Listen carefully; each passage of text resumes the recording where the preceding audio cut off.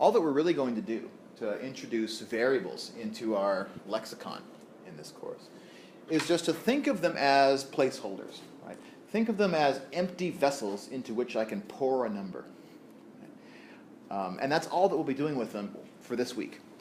So I might, for example, take an expression like the one that we looked at a moment ago, number 6 up here on top. And instead of having a concrete number in those slots, maybe I will just take this 3/4 and I'll just kind of put an empty slot here, right? Just an empty slot of green parentheses. And I'll put inside that set of parentheses, I'll put a letter, I'll put an X. That's my placeholder. Right? And then I would just change the prompt for this problem to say, evaluate this expression if X were equal to 3/4. So I've rewritten this problem, which is something that a professor gets to do. You all don't get to rewrite problems on an exam or a quiz or something like that, but I'm going to use my professorial privilege for a moment and do that. But I've rewritten it in a way that all of the arithmetic is completely equivalent to what it was before. All I've done is I've just kind of introduced this new idea. Right? That instead of just giving you all the arithmetic up front, I've given you the arithmetic with one part of it kind of concealed. Right? One part of it is flexible. One part of it is an empty vessel, an empty shell, into which I can put a value. And if this problem is to have a number as an answer, right, if this expression, now we call this an expression, it's a mixture of arithmetic, numbers, and variables. If this expression is going to come out to a number answer, then that empty vessel needs to be filled with a number.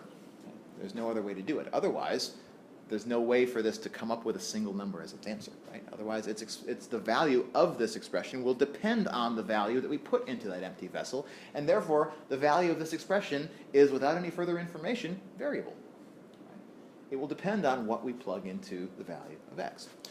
And so the first thing that we'll do with expressions this semester is just get some practice with evaluating them, with pouring a number into the empty shell that is a variable, and then carrying out the arithmetic. And so my recommendation whenever you do that is to treat that variable as though it's an empty shell. And what I mean by that is, even if there are no parentheses around it in the beginning, put them there first. Right? That kind of sections off. It's like taking police caution tape and putting it around the variable and saying, okay, this is the place where now I'm going to drop a numerical value into it. And then do just that. Right? Keep the parentheses in there for the moment, and then drop that numerical value directly into those parentheses. And then once you've done that, now we are back where we started in this problem, right? We're back to just evaluating this numerical expression. And the reason we're back is that the number inside these parentheses now is just a single number. There's nothing operating on the parentheses around the outside. So these parentheses are superfluous now. We don't have to write them. And based on the work that we did a few minutes ago, we know how to evaluate this using the order of operations, yada, yada. We get 9/16. Right?